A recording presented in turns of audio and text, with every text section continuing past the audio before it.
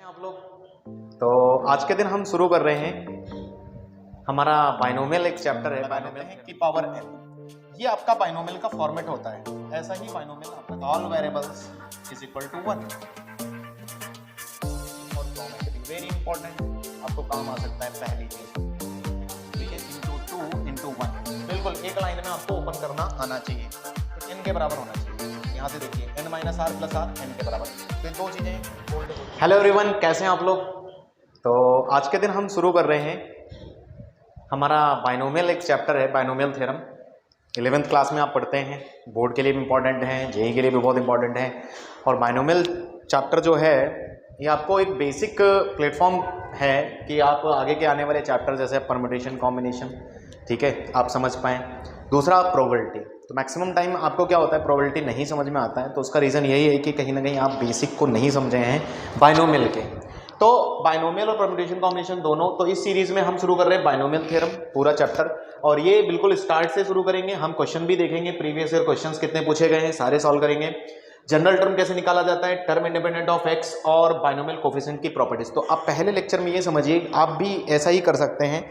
मेरा इन लेक्चर को बनाने का पर्पज ये है कि टू द पॉइंट हम बातें करें, जो सवाल आते हैं जो कॉन्सेप्ट है बस उसी पर बात करें और उतना ही करें, ठीक है।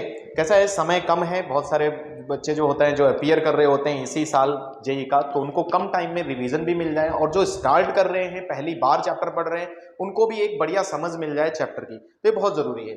तो शुरू करते हैं टाइम बिना वेस्ट किए हुए हमारा आज की भाई बाइनोमियल थ्योरम क्या होता है। तो शुरू करते हैं बाइनोमियल थ्योरम। सबसे पहले जानना जरूरी है कि बाइनोमियल होता क्या है। तो चैप्टर का नाम है आज के दिन बाइनोमियल, आप हेडिंग दे दें और साथ साथ शुरू हो जाए बाइनोमियल थ्योरम, ठीक है। अब बात की जाए कि बाइनोमियल थ्योरम क्या होता है, तो आपको पता है कि बाइनोमियल थ्योरम नाम में आ रहा है कि बाइनोमियल यानी कि दो टर्म, यानी कि आप मैक्सिमम टाइप आप सवाल में देखेंगे तो दो टर्म होंगे, ठीक है, टू टर्म्स। और पॉलिनोमियल से आया ये नोमियल आपका, तो इसका मतलब होता है, ठीक है, एक पॉलिनोमियल या आप समझिए कि रिलेशन है ना, प्लस माइनस से अलग होना पॉलिनोमियल है ना, तो पॉलिनोमियल से संबंधित है। वैसे लिखना ये सही नहीं रहेगा, तो बाइनोमियल का मतलब ये होता है, ये पॉलिनोमियल से बेसिकली आया है, मैंने ये लिखा है। तो बाइनोमियल का मतलब हो जाता है कि इन दोनों की कंबाइंड बात। और थ्योरम कहानी ये है कि जैसे कि हम शुरुआत से जानते हैं कि a प्लस बी अगर हमें ओपन किया जाए 1, तो ये a प्लस बी रहता है। किसी दिन हमने अगर इसका स्क्वायर किया, जैसे मान लीजिए a प्लस बी का स्क्वायर की जरूरत पड़ी, तो भी हमें फॉर्मूला याद कराया जाता है, तो हम लिख लेते हैं बड़े आराम से, ठीक है, 2ab प्लस बी स्क्वायर। इसी प्रकार a प्लस बी का होल क्यूब, तो एंड सो ऑन। तो हम ये भी जानते हैं, आप इसका भी फॉर्मूला जानते हैं, a cube plus b cube plus 3ab और a प्लस बी। बट बात यह है कि अगर आप इससे ज्यादा ऊपर जाएंगे, यानी कि डिग्री जब आपकी बढ़ने लगेंगी, तो आपको थोड़ा दिक्कत हो जाती है कि भाई क्या करें। तो ऐसी सिचुएशन यानी कि अलजेब्राइक आइडेंटिटीज में जब भी ऐसी सिचुएशन आए, हायर डिग्रीज की बात करें, दो या दो से अधिक टर्म हो, तो बाइनोमियल की बात पर आ जाते हैं। तो ऐसे टर्म, ऐसी एक्सपेंशन या ऐसी चीजें आप जब कर पाएंगे जब आपको बाइनोमियल का एक्सपेंशन आएगा। तो ठीक है, बात शुरू करते हैं। तो इसका मतलब कंबाइंड वे में बात ये कही जा सकती है कि अगर आपके दो या दो से अधिक टर्म प्लस माइनस से अलग हैं, देखिए आप हिंदी में समझ लीजिए, समझना बहुत जरूरी है, लिखने से ज्यादा हमें काम की बात पकड़नी है। दो या दो से अधिक टर्म प्लस माइनस साइन के साथ अगर अलग होते हैं, उनकी डिग्री कुछ रहती है, जैसे कि फोटो के तौर पर हम मेन फोटो की बात करते हैं, प्लस माइनस जरूर लगा लेते हैं कि पावर n, ये आपका बाइनोमियल का फॉर्मेट होता है। ऐसा ही बाइनोमियल आपका दिखता है। बाइनोमियल मतलब दो टर्म, हालांकि आगे आप मल्टीनोमियल पढ़ेंगे तो मल्टीनोमियल पर अभी बात नहीं कर रहा मैं। मल्टीनोमियल मतलब एक से ज्यादा टर्म आ जाए, तो चूंकि बाइनोमियल की बात कर रहे हैं तो बाइनोमियल में दो टर्म होंगे, ठीक है, और प्लस माइनस से अलग होंगे। अब यहां पर जाननी इसके बारे में कुछ बातें जरूरी हैं, जैसे कि यहां पर n लाइज इन आपका नेचुरल नंबर पहले ले सकते हैं, दूसरा हम एक n ले सकते हैं जो नेचुरल नंबर ना हो। तो यहां पर कैसा होता है, इन्हीं दो बातों से पहली चीज होती है कि जब आपका n नेचुरल नंबर हो जाए तो आपका बाइनोमियल जो एक्सपेंशन होता है एक फाइनाइट नंबर ऑफ टर्म्स तक जाता है। तो फाइनाइट नंबर ऑफ टर्म्स, या ऐसा लिख सकते हैं बाइनोमियल ऑफ, शुरुआती दौर में आपको बेसिक बहुत जरूरी है, binomial of finite numbers, finite number of terms, ठीक है। लेकिन अगर आपका n not equal to natural number है, ठीक है, तो आपका फॉर एनी इंडेक्स होता है जो कि इनफाइनाइट टर्म्स तक जाता है, तो बाइनोमियल फॉर एनी इंडेक्स ये आप आगे पढ़ेंगे। तो शुरुआती दौर में आपको सिर्फ नेचुरल नंबर वाला पढ़ना है, बाइनोमियल फॉर एनी इंडेक्स। यहाँ पर इनफाइनाइट टर्म्स हो सकते हैं, होते हैं, ठीक है। यानी कि बाइनोमियल में अपने में दो बातें हैं कि एक फाइनाइट टर्म वाला है और एक इनफाइनाइट टर्म वाला है।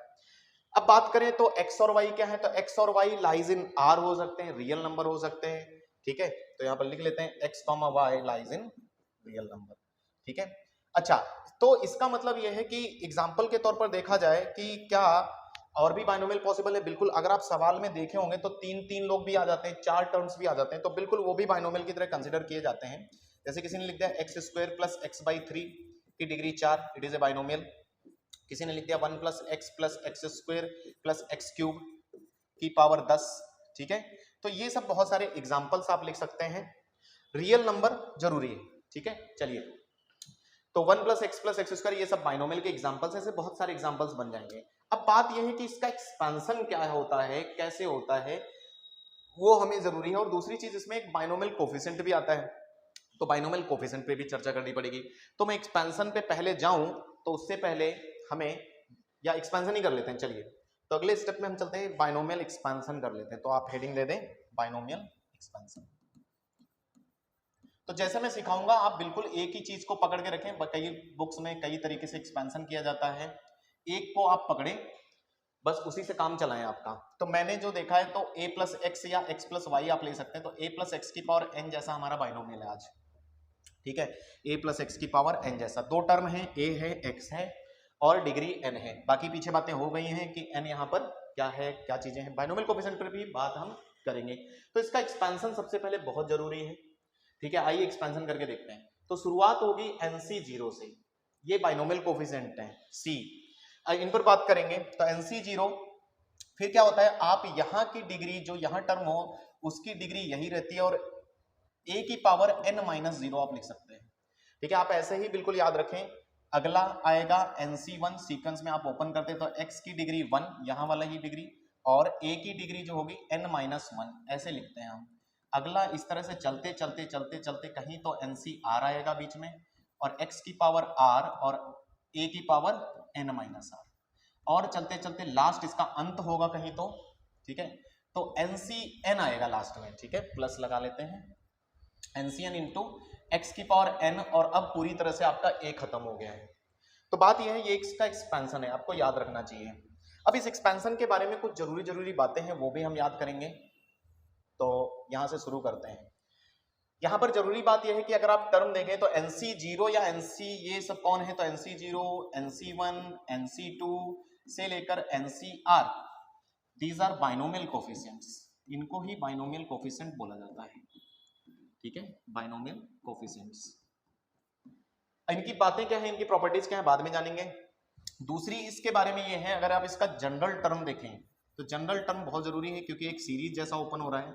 तो जनरल टर्म आप किसका लिख रहे हैं वो जरूरी है। तो a प्लस एक्स की पावर n का आप लिख रहे हैं, तो जनरल टर्म को हम TR+1 यहां लेंगे। लिखते कैसे आप ध्यान दीजिए, जब मैं इधर लिख रहा हूं तो आप इधर ध्यान दें। तो NCR से शुरू करेंगे हम, क्योंकि कहानी हमारी 0 से चलती है, तो इसलिए R+1 टर्म लिख रहे हो तो एक कम करके लिखना होता है आपको। तो R यहाँ है, R+1, तो एक कम, R+1 चेक करो तो NCR। अगला x की पावर r, जो इधर रहे आपका, आप भी ऐसे ही सीखें, x की पावर r इंटू a की पावर जो हो लास्ट में n माइनस r, इन दोनों के घटाने से मिल जाता है। आपको ये बहुत जरूरी है सीखना कि आप इस फॉर्मूले को याद रखें, इस पर बहुत सारे क्वेश्चन बनेंगे जनरल टर्म पर।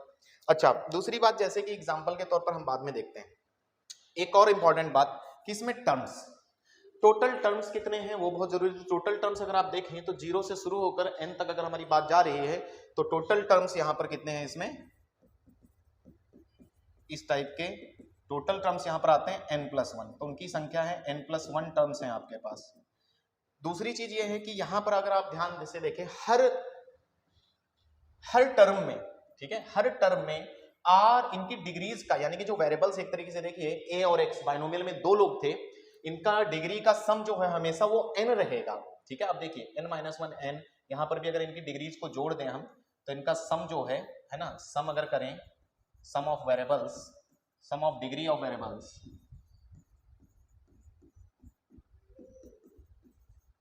Variables is equal to always n। तो ये बात लिख सकते हैं, sum of degrees in every term is n। किसकी डिग्री, किसकी, वेरिएबल्स की। अब आप अपने हिसाब से समझ सकते हैं, तो ये एक्सपेंशन हो गया। दूसरी चीज, अगर आपको किसी भी बाइनोमियल में पूरा सम चाहिए, तो अगर हम किसी, जैसे मान लीजिए सम ऑफ ऑल बाइनोमियल कोफिशिएंट कई बार क्वेश्चन में पूछते हैं, तो आपको यहां पर बता देता हूं, सम ऑफ ऑल बाइनोमियल कोफिशिएंट अगर आपको चाहिए, है ना, देन आपको एक काम करना होता है, put all variables is equal to 1 is equal to 1। तो आपको सब मिल जाएगा। एक कहने वाली बात यह है कि आपके दो ही लोग यहाँ पर थे, यानी कि a को भी आप 1 रख दें और x को भी 1 रख दें, तो आपको ये मिल जाएगा। तो खास बातें कि भाई टोटल टर्म n+1 होते हैं, हर टर्म में वेरिएबल्स की डिग्री का जोड़ n रहता है। जनरल टर्म ऐसे लिखते हैं, जनरल टर्म लिखने का तरीका ध्यान देना, ये जो डिग्री यहाँ पर NCR लाते हैं वो यहाँ पर फिर देन अगला टर्म और उसके n-r लिखते हैं।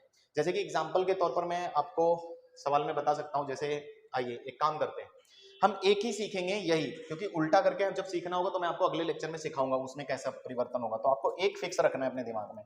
चलिए, जैसे मान लीजिए कोई लिखा है मुझे T7 की जरूरत पड़े, T7 बाइनोमियल एग्जांपल के तौर पर, तो आपको T7 लिखना आना चाहिए। जैसे ए है ना, मैं ले लेता हूं, इन a+x⁴n, अगर आपको कभी T7 लिखना पड़े तो T7 कैसे लिखेंगे ये बहुत जरूरी है, ठीक है। ऐसे ही आप सीक्वेंस सीरीज या जो भी चैप्टर पढ़े होते हैं उसमें जनरल टर्म आपको बहुत जितनी जल्दी से लिखना आता है, आपका समय उतना बचता है। बहुत सारे लोग उसी में टाइम निकाल लेते हैं और गलत भी करते हैं। तो जब आपको इसके लिए लिखना है तो आप NC6 यानी कि जो यहाँ है उसे आप एक कम लिखें, फिर x की पावर जो यहाँ है 6 आएगा और इधर वाला टर्म a की पावर n-6, तो आपका ये होगा। जैसे एग्जाम्पल के तौर पर मैं और कोई सीक्वेंस ले लेता हूं, x² + x/3 की पावर 10, और आपको इसमें किसी ने T12 पूछ लिया कि भाई T12 लिखो या 12वां टर्म लिखो, एक तरीके से कितना टर्म होगा, 12वां टर्म होगा। ओके, तो लिखा कैसे जाएगा, NC11 एक कम लेते हैं, फिर जो इधर बैठा हो x/3 की पावर कितना हो जाएगा, 11, ठीक है। रुको एक मिनट, गलती हो गई, 10 तो टर्म एग्जाम आएंगे नहीं, तो T9 लिखना चाहिए हमें, सॉरी, है ना। तो आप लिखेंगे 10C8 x/3 की पावर 8 इंटू x² की पावर 10-8। अब जो भी है ठीक है, हम देखेंगे आगे। तो जनरल टर्म लिखना आपको आना चाहिए, है ना। Learn how to write general term, आपको इस पर प्रैक्टिस करनी चाहिए। क्यों मैं बोल रहा हूं, क्योंकि इस पर कई सारे सवाल हैं। जैसे कि इसमें सबसे पहला पॉइंट अब उठाएंगे हम, ठीक है। पहली चीज कि हम जो a+x⁴n देख रहे हैं, ठीक है, बाइनोमियल एक्सपेंशन इन a+x⁴n, हमें कुछ चीजें यहां पर समझ में आई हैं कि tr+1 इसका जनरल टर्म जो है gt, बहुत जरूरी है general term, that is tr+1 आप लिख कैसे रहे हैं, NCR x⁴r इंटू a⁴n-r। किसी दिन अगर मुझे, जनरल टर्म का मतलब होता है ये स्टार्ट से है, अगर मुझे इसी में ये मैं मेंशन कर देता हूं, है ना, यहां पर लिख देते हैं टर्म फ्रॉम स्टार्ट। अगर कोई मुझे एंड से भी टर्म पूछ सकता है तो सेम सीक्वेंस रख रहा हूं, है ना, इन, है ना, टर्म या जनरल टर्म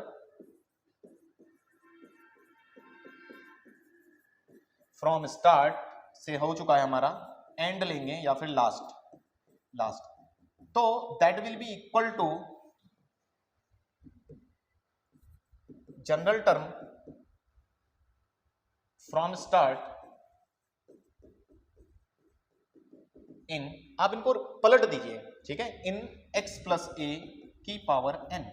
तो अगर आपको एंड से चाहिए तो दैट विल बी tr+1, मैं एंड से ही लिख रहा हूं, अंत से, फ्रॉम लास्ट, क्योंकि सवाल में ये भी आता है, क्योंकि चीजें आपको किसी भी सीक्वेंस से, किसी भी सीरीज में आपको चीजें आगे से जो टर्म देखना आना चाहिए, पीछे से भी आना चाहिए। बिल्कुल हमने जीपी में भी यही करते हैं, हम एपी में, तो उस हिसाब से आप अब आज लिखेंगे NCR a⁴r, अब मैंने बोला इधर की डिग्री लेते हैं पहले, फिर x⁴n-, बस आपको लिखना सीखना है। अगर आपने सीख लिया तो आपकी दोनों बातें हो गई, फ्रॉम स्टार्ट भी और फ्रॉम एंड भी, वेरी इंपॉर्टेंट।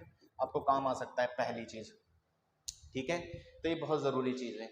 इसके बाद अब हम चलते हैं इसी में कि जनरल टर्म पर बेस्ड क्वेश्चन जो आएंगे वो तो हम कर लेंगे, लेकिन अब एक काम करते हैं, हम सीख लेते हैं बाइनोमियल कोफिशिएंट, बहुत जरूरी है इसमें। तो आओ बेसिक है एक तरीके से जिन, ठीक है। तो हेडिंग दे देते हैं बाइनोमियल कोफिशिएंट्स। दूसरी बात, बाइनोमियल कोफिशिएंट क्या है जान लेते हैं। कोफिशिएंट्स स्पेलिंग देख लेना, स्पेलिंग मिस्टेक होता है। बाइनोमियल कोफिशिएंट, तो बाइनोमियल कोफिशिएंट जैसा कि वो ने बोला NCR, NC0, NC1, ये सब बाइनोमियल कोफिशिएंट है। तो बात ये है कि बाइनोमियल कोफिशिएंट जैसे मान लो NCR लिखा जा रहा है, इसका फॉर्मूला भी होता है factorial N upon factorial R और N माइनस R का फैक्टोरियल, सबको फॉर्मूला पता होगा। लेकिन क्या आपको इसका बेसिक मतलब पता है कि ये क्या करता है?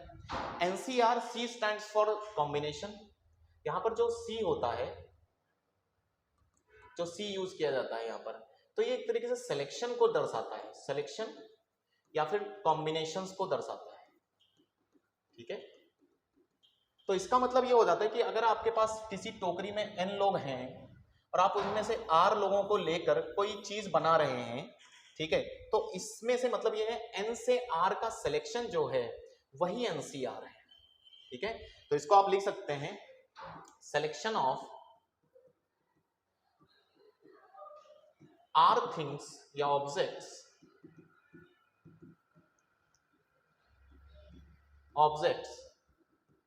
out of n things is NCR। तो आपको पहली चीज और बेसिक चीज काम की समझ में आनी चाहिए कि भाई ये काम होता है कि NCR का फॉर्मूला ये होता है। चलो फॉर्मूले की बात नहीं करेंगे, मैंने बोला n में से r को सेलेक्ट कर रहे हो, दैट मीन्स ये NCR लिखा जाएगा, यानी कि r लोगों को सेलेक्ट करना। जैसे एग्जांपल के तौर पर आपकी क्लास में 50 लोग हैं, 20 लड़कियां हैं, तो मान लीजिए 20 लड़कियों को सेलेक्ट करना है क्लास में से, तो 50C20 लिखा जाता है, ठीक है। ये आपको परम्यूटेशन कॉम्बिनेशन में सिखाया जाता है। दूसरी चीज आप आते हैं एग्जाम्पल के तौर पर, मैं कुछ बातें बता दूंगा कि जैसे आपको शॉर्टकट में ओपन करना आना चाहिए NCR को, क्योंकि ये तो फॉर्मूला होता है, फॉर्मूला हमें याद नहीं होता है ना, मुझे तो याद नहीं होता, आपको भी याद नहीं होता होगा, मैं तो यही मानता हूँ। चलिए अच्छा, तो बात यह है कि जैसे मान लीजिए 8C2 आया एग्जाम्पल के तौर पर, तो अब 8C2 ओपन करना चाहिए। जैसे तो नीचे देखना है आपको 2, तो आपको 8 × 7 घटते हुए क्रम में 2 बार इसको ओपन करना है डिक्रीजिंग ऑर्डर में, और नीचे वाले को भी 2 × 1 2 बार में डिक्रीजिंग ऑर्डर में। आपका ये आंसर बिल्कुल सही है। तो कितना आ जाएगा? 2 4 28। आप इसको करके देखें बाई फॉर्मूला, तो 8C2 आप लिखेंगे 8 फैक्टोरियल 2 फैक्टोरियल इंटू 8 - 2 6 फैक्टोरियल।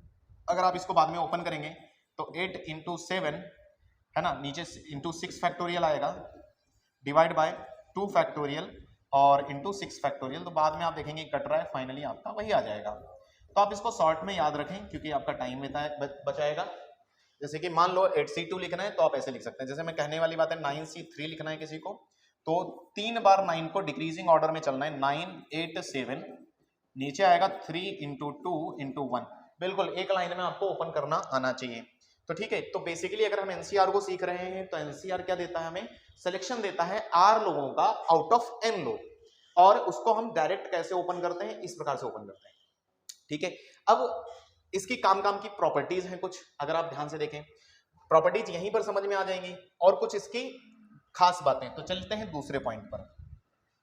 दूसरे पॉइंट पर NCR पर बात की जाए तो NCR के डिफाइन होने के लिए आपको कुछ चीजें याद करनी पड़ेंगी। डिफाइन, स्पेलिंग मिस्टेक होता है, डिफाइंड व्हेन, तो ये आंसर देगा, इसकी भी गारंटी नहीं है कि कब आंसर देगा, तो उसके लिए आपको ध्यान रखना पड़ेगा आगे चलकर, ये छोटी छोटी बातें होती हैं। तो यहां पर R जो है, पहली बात तो हमेशा N से छोटा रहे या बराबर रहे, पहली शर्त हो जाती है, ठीक है। R है ना, डिफाइंड व्हेन इफ, एक चीज। दूसरा, R को पॉजिटिव रहना पड़ेगा, यानी कि कभी भी R और N दोनों हैं, दोनों पॉजिटिव रहेंगे, यानी कि ग्रेटर देन 0 होता है, N भी ग्रेटर देन 0।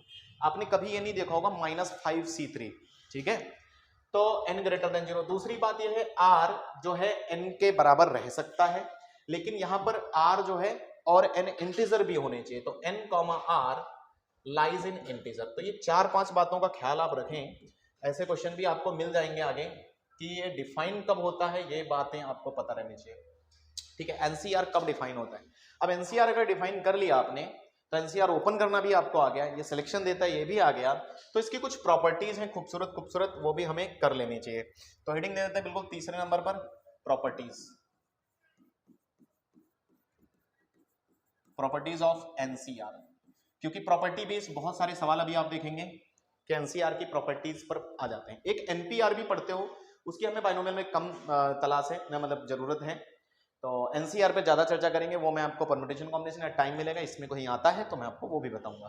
तो एनसीआर की प्रॉपर्टीज नंबर 1, सबसे खास प्रॉपर्टी, प्रॉपर्टी नहीं आप ऐसे ही समझिए कि NC0 आप याद रखिएगा, डायरेक्ट NC0 और NCN हमेशा बराबर होता है और 1 होता है। पहली चीज कि NCN 1 होगा, ठीक है, ये आप याद रखिए। इसी से रिलेटेड प्रॉपर्टी है एक कि NCR हमेशा बराबर होता है NCN माइनस R, ये खास प्रॉपर्टी, पहली प्रॉपर्टी। तो NCR is equal to NCN minus R। कहने वाली बात यह है इनके लिए कि एग्जाम्पल के तौर पर अगर देखा जाए, आपको किसी दिन आ गया 9C7, तो 9C7 अगर आप एक्सपेंड कर रहे हैं तो बहुत बड़ा हो जाएगा, तो आप इसके कंपेयर में 9C2 कर लें, क्योंकि 7 2 9। अब ये देखिए, आप ऐसे पहचानिए कि R था, यानी कि R की जगह यहाँ पर N माइनस R किया जा सकता है, बात समझ में आई। बाकी NN सेम है, तो और ये दोनों आपस में बराबर रहते हैं, तो ये इक्वलिटी ऑफ बाइनोमियल कोफिशिएंट होती है। यानी कि हर सीरीज में दो लोग ऐसे होते हैं, आप बाइनोमियल को इस तरह से समझें कि जब एक्सपैंड होता है तो इधर से जैसे आप चल रहे हैं उधर से चल रहे हैं, तो दोनों तरफ से बाइनोमियल कोफिशिएंट हमेशा बराबर होते हैं सेम डिस्टेंस पर, ठीक है। अच्छा, ये बात समझ में आ गई। तो आप इसको तो अब एक्सपेंड कर सकते हैं, जैसे 9C7 ओपन करना था तो 9C2 को ओपन कर लेंगे हम, 9 इंटू 8 डिवाइड बाई 2 इंटू 1, ठीक है। जैसे एग्जाम्पल के तौर पर आपका आ गया 20C20 12 ले लेते हैं, तो 20C12 को आप लिख सकते हैं 20C 20 माइनस 12, 20 माइनस 12 कितना हो जाएगा 8, यानी कि इसके बराबर होगा, हमेशा होता है ये। तो पहली प्रॉपर्टी क्लियर सबको। दूसरी प्रॉपर्टी, और NC0 और NCN हमेशा 1 होते हैं, ये भी याद रखना, डायरेक्ट आपको पुट करना पड़ सकता है। चलिए आगे बढ़ते हैं। तो NC0 NCN पढ़ने के बाद एक है कॉमन लेने वाली, तो आपको याद रखना चाहिए कि NC, अच्छा यहीं से एक और कर लेते हैं कि मान लीजिए दो बाइनोमियल कोफिशिएंट किसी दिन बराबर आ गए, NCX is equal to NCY, ये भी काम की बात, ठीक है। व्हेन इफ, तो ये जब होगा जब दो बातें होंगी, ये दो चीजों को, क्योंकि आपने अभी अभी देखा कि दो लोग अगर NCR और NCR दो बाइनोमियल कोफिशिएंट बराबर हैं, तो या तो आपका x और y बराबर होना चाहिए भाई, या फिर आपका x प्लस y n के बराबर होना चाहिए। यहां से देखिए n minus r plus r n के बराबर, तो ये दो चीजें होल्ड होती हैं, ये भी इंपॉर्टेंट कंडीशन। अब आगे देखते हैं तीसरी बात पर, तीसरी प्रॉपर्टी क्या है, तीसरी प्रॉपर्टी पर चलते हैं। तो तीसरी बात ये मैं बोलूंगा कि अगर आपको NCR में से जरूरत पड़े कि भाई n और r को कॉमन लेना पड़े, तो आप एक बहुत बढ़िया प्रॉपर्टी होती है, काम आएगी आपको सॉल्विंग बाइनोमियल कोफिशिएंट पर, कहां यूज होगा मैं वो भी बताऊंगा। तो n बाई आर आप लिख सकते हैं, दूसरा n minus 1 C r minus 1, एक एक डिक्रीज कर दीजिए आप, तो ये प्रॉपर्टी आपकी यूज होगी सॉल्विंग, है ना, sum of binomial coefficient series, sum of binomial coefficient series. तो ये आपको वहां पर यूज होगा कई बार, तो ये वहां पर यूज होगा, फिलहाल कहीं पर भी यूज हो सकता है। तीसरी चौथी बात कि हमने कॉमन लेना सीख लिया, तो अब हम आते हैं कि अगर हम डिवाइड करें, तो NCR को मैं डिवाइड कर रहा हूं NCR माइनस 1, ठीक है, NCR divide by NCR minus 1, तो ये भी फॉर्मूला आपको याद रखना चाहिए। तो ये होता है R upon N minus R plus 1 direct, ठीक है। अगर आपको प्रूफ लगते हैं तो प्रूफ भी कर सकते हैं हम, आप अगर देखें थोड़ी देर रुके तो इसका प्रूफ मैं यहाँ बता देता हूँ, वैसे उनके भी प्रूफ है सबके, ये आपके बोर्ड के एग्जाम में पूछे जा सकते हैं, वरना अगर आप जेई दे रहे हैं तो आप डायरेक्ट रिजल्ट याद कर लें तो बहुत अच्छा रहेगा, ठीक है। आइए प्रूफ करते हैं। तो प्रूफ करने जाएंगे तो NCR अपॉन NCR माइनस 1, कहानी यह है कि इन दोनों में एक का डिफरेंस होना चाहिए, है ना, एक का डिफरेंस और NN सेम होना चाहिए, ठीक है। चलिए, तो बात यह है, इसको अगर हम ओपन कर दें तो भाई फॉर्मूला ही चलेंगे, तो n factorial upon r factorial n minus r factorial divide bye n factorial r minus 1 factorial और n minus r plus 1 factorial, ठीक है। अगर आपको फैक्टोरियल थोड़ा भी अच्छे से समझ में आता है तो आप चीजें सॉल्व कर लेंगे। r कैंसिल, फाइनली ये जा रहा है, मैं सही से लिख देता हूँ, r minus 1 factorial into n minus r factorial plus 1 factorial divide by r factorial n minus r. अब आपको जब भी ये फैक्टोरियल में चीजें कैंसिल करनी पड़े ना, तो आप छोटा बड़ा बहुत ज्यादा देखिएगा, ठीक है। तो r और r माइनस वन में छोटा कौन है और बड़ा कौन है आपको समझ में आ जाएगा कि r बड़ा है, तो इसको आप इससे काट दीजिए, उस जो जितनी बार ये ओपन होगा उतना आप छोड़ दीजिए, तो r रह जाएगा। अब n माइनस आर और n minus r plus one में कौन बड़ा है, ठीक है, एक मिनट कहीं गड़बड़ ना हो गया हो, ठीक है। n माइनस आर और n minus r plus one में ऊपर वाला बड़ा है या नीचे वाला बड़ा है, ठीक है। तो n minus r plus one में ऊपर वाला बड़ा है, एक सेकंड ऊपर जाएगा, तो n माइनस आर ये भी कैंसिल कर दें, अगर ये आ रहा है n minus r plus one, भाई फॉर्मूला उल्टा लिखा इसीलिए मैंने प्रूफ करना ज्यादा उचित समझा, तो इसको हम सुधार लें, तो इसको आप सुधार लीजिए, ये हो जाएगा n minus r plus one, ठीक है, क्योंकि चीजें याद नहीं रहती, सीधी थी उल्टी थी, मैं है ना, इसी में गड़बड़ हो जाता है, तो आप ध्यान रखिएगा n minus r plus one upon r. R कहाँ से मिलेगा, आर ऊपर वाला ही यूज करना है, ये जो आर यूज किया है ये वाला है, और n वही है। आपको ये लगाना कब है, जब एक दूसरे में एक का डिफरेंस याद हो, तो आप प्रैक्टिस कर लेना, थोड़ा ये जरूरी है। चलिए आगे बढ़ते हैं, ठीक है। तो अगर आपको डाउट आए तो आप ऐसे करके ओपन करके फॉर्मूला मतलब एक दो बार प्रूफ करके देखिए, अपने आप याद हो जाएगा। चलिए आगे चलते हैं, पांचवी बात, पांचवा फॉर्मूला, कि अब हमें जोड़ने वाला होता है कि एनसीआर और ए की गैप पर अगर मिल जाए दो बाइनोमियल कोएफिशिएंट, तो इनको जोड़ना होता है। जोड़ना कैसे है, आप ध्यान दीजिए कि इन दोनों का एन हर चीज में हम सेम रख रहे हैं, इनमें फिर से एक का गैप है ना, आप गैप देखिएगा, गैप वन का होना चाहिए, gap is equal to one. Then आप इनको जोड़ेंगे तो ऊपर का डिग्री एक बढ़ेगा, मतलब ऊपर का एन एक बढ़ जाएगा सी, और यहां से आपको मैक्सिमम वाला रखना है जो बड़ा हो इन दोनों में से, तो बड़ा कौन है आर, तो ये आएगा आर। अगर आपको लगता है कि सर देखिए गलत तो नहीं लिखा, फिर से हम चेक कर सकते हैं इसको फॉर्मूले से, तो इसका भी आप प्रूफ कर लें, छोटे छोटे प्रूफ हैं ये, आप रफ पे अपने आप करके देखेंगे ना एक बार, तो आपको बढ़िया लगेगा। तो चलिए प्रूफ करते हैं।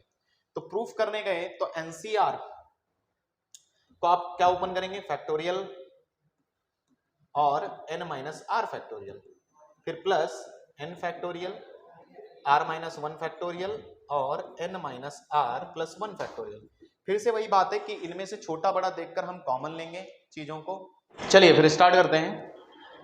यहां से हम इसका प्रूफ कर रहे थे इस प्रॉपर्टी का, तो n फैक्टोरियल यहां से कॉमन मिल सकता है, मैंने एक्सपैंड कर दिया है दोनों को बाय फार्मूला, एनसीआर का फॉर्मूला ये रहा, सेम आप इस तरह से ओपन कर सकते हैं। आगे देखते हैं, तो n इसमें से कॉमन लिया जा सकता है, n फैक्टोरियल, फैक्टोरियल कॉमन ले सकते हैं। अच्छा, आप कॉमन लेते वक्त दोनों फैक्टोरियल्स में ये देखते हैं कि छोटा सा कौन है, एक ये, दोनों में छोटा कौन है, r माइनस वन, तो ये कॉमन आ सकता है, तो r minus one factorial common ले लेते हैं। अंदर क्या बच रहा है आप देखें तो n की जगह वन बचा, नीचे क्या बचा, अच्छा n माइनस आर, और इनमें से दोनों में से कौन सा कॉमन ले सकते हैं, छोटा कौन है, इन दोनों में छोटा ये है, तो n माइनस आर फैक्टोरियल भी कॉमन आ सकता है, तो n minus r factorial common. अब देखते हैं बचता क्या अंदर, तो n की जगह वन बचा, r फैक्टोरियल से r माइनस वन गया है, तो यहाँ पर r बच जाएगा, n माइनस आर फैक्टोरियल आपने कॉमन लिया है, ठीक है, छोटा वाला कॉमन लेते हैं दोनों में जो हो फैक्टोरियल में, तो n माइनस आर कॉमन लेते हैं, यहाँ पर इंटू वन बचा, प्लस साथ में क्या बच रहा है, one upon r minus one common गया है, तो अब यहाँ one into n minus r plus one बचेगा, ठीक है। अगले स्टेप में आप इसको सॉल्व कर सकते हैं, तो एलसीएम देख लेते हैं, तो n minus r plus one इधर और प्लस आर इधर, तो लिख लेते हैं n minus r plus one इधर प्लस आर इधर, और डिवाइड बाय क्या आएगा, r into n minus r plus one, ठीक है। और ब्रैकेट के बाहर आपका क्या दिख रहा है, n factorial r minus one factorial into साथ में एक और है एन माइनस आर फैक्टोरियल, ठीक है। इसको और सिंप्लीफाई करें, आर आर कैंसिल हो जाएगा, तो एन प्लस वन बच रहा है ऊपर, ठीक है, तो आपका फाइनली बचेगा n plus one into n factorial पहले से है, डिवाइड में कितना आ रहा है, r minus one factorial into r into n minus r into n minus r plus one factorial. आप फैक्टोरियल को कंबाइन करना भी जानते हैं कि अगर मान लीजिए आपको 5 इंटू 4 फैक्टोरियल लिखा है, तो आप इसको 5 फैक्टोरियल लिख सकते हैं भाई। कहने वाली बात यह है n into n minus one factorial can be written as n factorial, तो ये बात बिल्कुल यहाँ पर भी अप्लाई कर देते हैं हम, तो ये हो जाएगा n और मिलकर n प्लस वन फैक्टोरियल लिखा जा सकता है, r फैक्टोरियल r ये मिलकर दोनों r फैक्टोरियल लिखे जा सकते हैं, ठीक है। अच्छा, इधर से देखें तो n minus r plus one factorial लिखा जा सकता है। अगर इसको कंबाइंड रूप में फॉर्मूले में देखें तो it can be written as n plus one C r, ठीक है। आप इसको ओपन भी करके देख लें तो यहाँ पर n प्लस वन फैक्टोरियल नीचे आर फैक्टोरियल और n+1 माइनस आर फैक्टोरियल बचेगा। तो n+1 माइनस आर फैक्टोरियल क्या बिल्कुल आ रहा है हमारा? बिल्कुल आ रहा है। तो यानी कि आप क्या सीखे कि NCR प्लस NCR-1 को अगर हम जोड़ें तो हमारा क्या फॉर्मूला बनता है? n+1 CR। अब ध्यान रखें इसको यूज करते वक्त कि दोनों में गैप एक का होना चाहिए, इन दोनों में ये चीज सेम होनी चाहिए। जब ऐड होंगे तो यहाँ पर एक इंक्रीज हो जाएगा और यहाँ से बड़ा वाला हम लेंगे तो CR। एग्जाम्पल के तौर पर जैसे मान लीजिए आपके पास 55C51 लिखा है प्लस 55C50 लिखा है, तो बहुत आसान है इसको जोड़ना। तो आपको क्या करना है, एक दोनों सेम है तो आप एक इंक्रीज कर दीजिए 56, हाँ दोनों में एक का गैप होना चाहिए और जो दोनों में बड़ा है वो लिया जाएगा तो 51, आप ऐसा लिख सकते हैं। तो ये कुछ खास आपकी प्रॉपर्टीज हो जाती हैं 4 या 5, तो आप याद रखेंगे तो आपके क्वेश्चंस बन जाएंगे। प्रॉपर्टीज है ना ऑफ बाइनोमियल कोफिशिएंट, तो बाइनोमियल कोफिशिएंट की कुछ खास प्रॉपर्टीज हैं, आपको ध्यान रखनी है। तो चलते हैं अब हम आगे अपने सवाल पर कि क्वेश्चन क्या है। तो क्वेश्चन कुछ इस प्रकार से देखिए, पहला क्वेश्चन लिखा है, दिख रहा है सबको? दिख रहा है। तो n-1 CR K² - 3 NCR+1 कह रहे हैं K बिलोंग्स टू, ठीक है, K कहाँ रहता है? तो आपको पहले ही बताया मैंने कि किसी भी NCR के लिए डिफाइन होने के लिए आपको इनइक्वालिटीज आती है वहां पर। तो डिफाइन होने के लिए आपको चाहिए कि R जो है N से बराबर रहे या छोटा रहे, और दूसरा R को हमेशा पॉजिटिव चाहिए और इंटीजर होना चाहिए। तो एक बेसिक रिश्ता है इन दोनों के बीच, ठीक है। तो आप थोड़ा सिंप्लीफाई करें प्रॉपर्टीज का यूज करके। तो देखें एक बार तो n-1 CR डिवाइड में लगा दें इसके NCR+1। एक काम करते हैं, ये हो गया n-1 CR K² - 3। मैं यहाँ से कॉमन ले लेता हूँ, यानी कि n/r+1 कॉमन लेने की प्रॉपर्टी पीछे पढ़ी हमने। कॉमन लेने की प्रॉपर्टी क्या है, इधर लिख लेते हैं। प्रॉपर्टी ये कहती है कि अगर NCR है तो n/r कॉमन ले सकते हो, n-1 CR-1 यहाँ बचता है। तो ये बहुत काम की प्रॉपर्टीज हैं, जितनी ज्यादा आपको प्रॉपर्टीज याद रहेंगी आपके सवाल उतनी आसानी से बन जाते हैं। तो n/r+1 गया तो यहाँ बचेगा एक कम n-1 C और एक कम R, क्या दोनों कट गए? कट गए बिल्कुल। तो यहाँ से आपको आ रहा है कि K² - 3 is equal to n/r+1, नहीं उल्टा कर लेते हैं, r+1 अपॉन n, ये आ रहा है। अब यहां से हमें जो कि इनइक्वालिटी, हमें k ढूंढना है। तो अगर आप देखें तो r भी नहीं पता हमें, n भी नहीं पता, लेकिन आपको एक इनइक्वालिटी रिलेशन यहां से पता है। तो आप इस रिलेशन को ध्यान से देखें, तो यहां पर मैं अगर n का डिवाइड लगा दूं दोनों में तो ये आ जाता है कि भाई ये इसके बीच में रह रहा है, ठीक है, ये चीज। अब आप ही बताओ कि अगर मैं ऊपर 1 छोड़ एक +1 कर दूं तो शायद ये भी यही रहेगा। तो कहानी ये है कि ये जो चीज है r+1 upon n lies between 1 to 0, आप ये इनइक्वालिटी लगा सकते हैं इधर। तो यानी कि K² - 3 को रहना पड़ेगा 1 से 0 के बीच। तो ये फाइनली K² इधर जाकर ये कितना हो गया 4, और इधर जाकर ये हो जाता है 3, इक्वालिटी हटा देता हूं, ठीक है। अब आप जब रूट लेंगे तो मॉड के आप ले सकते हैं, और इधर 2 बचेगा और इधर √3 बचेगा। तो फाइनली अगर आप मॉड के थोड़ा जानते हैं कैसे, तो K 0 पर, ठीक है, 2 इधर तो -2 इधर, अच्छा 2 और √3 में बड़ा कौन है, तो √3 छोटा है, तो √3 इधर और -√3 इधर। तो फाइनल आप देखेंगे कि दोनों के बीच में रह रहा है, दैट मीन्स यहाँ और यहाँ। तो आपका आंसर इससे मिलता जुलता कोई है, ठीक है। अगर इससे मिलता जुलता है K का कोई ऑप्शन, यानी कि K आपका -2 से -√3 या फिर √3 से 2, कोई ऑप्शन है √3 से 2 क्लोज रहेगा तो क्लोज कर देता हूँ, ये 2 पर दोनों बातें क्लोज थी। तो आप यहाँ पर दो आंसर आ सकते हैं, या तो K लाइज आपका क्लोज -2 से -√3 है, या फिर K लाइज आपका ओपन √3 से और 2 क्लोज है। कौन सा ऑप्शन सही है? आपका डी ऑप्शन बराबर आ जाता है यहाँ पर, ठीक है, बहुत सही सवाल। आगे बढ़ते हैं। अगला क्वेश्चन बिल्कुल प्रॉपर्टी बेस्ड है, जैसा कि अभी प्रॉपर्टीज पढ़े हैं, तो इसको भी हम कैसे कर सकते हैं। तो पहली बात तो सबमिशन आया, आप इसको ओपन कर लें तो देखते हैं क्या मिल रहा है। तो 50C4 as it is submission open किया गया, तो आर की जगह पहले 1 रखोगे आप, तो 55C3, इसी प्रकार आर की जगह 2 रखोगे तो 2 गया, तो 54C3 प्लस 6 तक रखना है आपको, इसी प्रकार 2 रख दिया हमने, 3 रखेंगे तो 53, इसी प्रकार 52, इसी प्रकार 51, कितने आ गए 1 2 3 4 5, और इसी प्रकार 50, C3 सब में लगा दीजिए आप, बिल्कुल। तो ओपन हो गया। अब आपको यहाँ पर इसका मतलब उन्होंने क्या किया, सिंप्लीफाई करके एक ही चीज ला रहे हैं, यानी कि एक ही बाइनोमियल कोएफिशिएंट मिल रहा है, यानी कि ये जोड़कर कुछ ना कुछ सिंप्लीफाई हो जाएगा। तो आइए जोड़ने की प्रॉपर्टी देख लेते हैं। तो जोड़ने की प्रॉपर्टी आपने पीछे पढ़ी है कि एनसीआर और एनसीआर माइनस वन को जिस दिन जोड़ा जाएगा, n+1 ऊपर का दोनों का सेम होना चाहिए, यहाँ पर एक का गैप होना चाहिए, तो सी आर बड़ा वाला लिया जाता है। तो आप ये देखिए 50 और 50 कहीं है क्या, यस है, और इन दोनों में एक का गैप भी है आर में, तो इन दोनों को जोड़कर आपको क्या मिलेगा 51C4 प्लस अगला। अब आप देखेंगे कि इसका इसके साथ जोड़ बैठ सकता है, तो लिख लेते हैं चाहो तो स्टेप वाइज 51 प्लस C3, मैं उल्टा करके लिख देता हूँ, 51 के बाद 52C3 प्लस 53C3, क्वेश्चन खत्म ही है आपका। 54C3 प्लस 55 अभी नहीं हुआ, 55C क्या आ जाएगा 3। चलिए तो 51, अब ये दोनों फिर से आपके पेयरिंग कर सकते हैं, इन दोनों का कितना आएगा यहाँ पर 52C4, फिर आपका प्लस एडिशन इसके साथ जब होगा तो रिजल्ट क्या आएगा यहाँ पर 52 सेम है तो 53C4 आ जाएगा, फिर प्लस आपका इस वाले के साथ जुड़ेगा तो अगेन आपका कितना आएगा 53 सेम तो 54C3 हो जाएगा, C4 सॉरी, और फिर लास्ट आपने यहां तक जोड़ लिया, इसके साथ जब ये जुड़ेगा ठीक है प्लस करके तो कितना आएगा 55C4 आ जाएगा, और सेम लास्ट वाला आप इसके साथ जोड़ दें तो 55C3। फाइनली एडिशन की प्रॉपर्टीज बार बार लग रही हैं, तो 56C4 है ऑप्शन कहीं, ए ऑप्शन आपका करेक्ट है। ठीक है, चलो एक बात ये उठी है तो मैं एक और अच्छी बात आपको बता देता हूँ।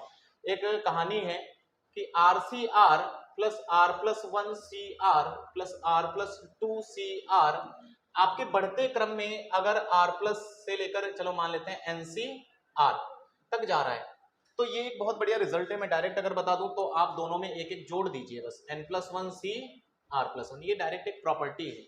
अगर आपको इसका प्रूफ चाहिए तो मैं प्रूफ आपको दे देता हूँ, ठीक है, ये आप याद रखिए, रिमेंबर। ठीक है, कैसे चल रहा है आप ध्यान से देखें, RCR से शुरू हुआ और फिर धीरे धीरे ऊपर का जो N है वो बढ़ते हुए क्रम में N तक पहुंचा और नीचे वाले लोग सेम हैं। तो ये जब भी आप अगर करने जाते हो तो इसका प्रूफ अगर आप देखें तो कर देते हैं, तो एक खास प्रॉपर्टी है, जोड़ने में काम आता है। तो RCR को आप क्या कर सकते हैं, यहाँ पर R+1C R+1 लिख सकते हो, प्लस बाकी सीरीज आप कॉपी कर लें ऐसे ही, और आपका फिर क्रमबद्ध तरीके से जैसा पीछे हमने किया है वैसे ही आपका चलता रहेगा। ठीक है, कहानी ये कि ये दोनों जिस दिन ऐड होंगे तो उस दिन आपको कुछ देंगे, तो R+2C R+1 देंगे।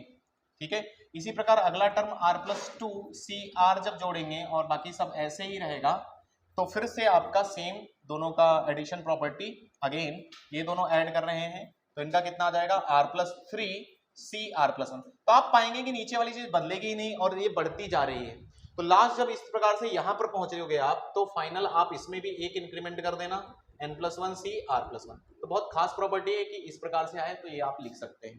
तो ये भी आपका हो गया। तो पिछले क्वेश्चन में शायद आप अगर जल्दी से लगाते तो यही प्रॉपर्टी आपकी बढ़ लग सकती थी। ठीक है, 50C4 एक ज्यादा से चलकर 50C3 से लेकर इस तरह से चल रहा है। ठीक है, तो आप डायरेक्ट बड़ा वाला देखें, इसमें कौन है 55 है, तो 55 में एक ऐड करें 56 और 3 में एक ऐड करें 4, तो एक ही लाइन में आंसर था। Is it clear? चलिए अगला सवाल नेक्स्ट कह रहे हैं, ये देखिए प्रॉपर्टीज पर बेस्ड है, बाइनोमियल कोएफिशिएंट की प्रॉपर्टीज जो है, सवाल इंपॉर्टेंट है। कह रहे हैं NC4 NC5 NC6 are in AP। तो भाई 3 लोग अगर कोई AP में होते हैं तो आप क्या करते हैं, बीच का डबल साइड वालों का सम हो जाता है। तो उसी प्रकार आप जल्दी से 2 times NC5 is equal to NC4 plus NC6 लिख सकते हैं। अब यहां से आपको क्या फाइंड करना है, देन n बताना है। तो अगर n बताना है तो आपके पास दो रास्ते हैं, या तो आप प्रॉपर्टीज का इस्तेमाल करें, वरना आप डायरेक्ट एक्सपैंड भी कर सकते हैं। आप एक्सपैंड कर देते हैं, या तो प्रॉपर्टी लगा लें या तो हम एक्सपैंड कर दें। तो आपको क्या लगता है क्या करना चाहिए? तो मैं प्रॉपर्टी का यूज करने का कोशिश करूंगा, तो मैं प्लस NC5 इधर भी दे देता हूं और प्लस NC5 इधर देने की कोशिश करता हूं। ठीक है, तो इधर हो जाएगा 3 टाइम्स NC5। ऐसा क्यों कर रहे हैं? क्योंकि NC5 से काम बन जाएगा हमारा, क्योंकि NC5 ये और ये दोनों जुड़कर कुछ दे देंगे, N+1 बनेगा, नहीं बनेगा, नहीं n चेंज हो रहा है, आप एक्सपैंड कर दें। चलिए वापस चलते हैं पीछे, एक मिनट एक्सपैंड ही कर दो, ज्यादा टाइम नहीं लगेगा। चलो एक्सपैंड कैसे करना होता है, 2 टाइम्स n फैक्टोरियल, नीचे 5 फैक्टोरियल और n-5 फैक्टोरियल, और आमने सामने कैंसिल कर देंगे। अच्छा n फैक्टोरियल, नीचे 4 फैक्टोरियल, n माइनस 4 फैक्टोरियल, चलिए plus n factorial, 6 factorial, n minus 6 factorial.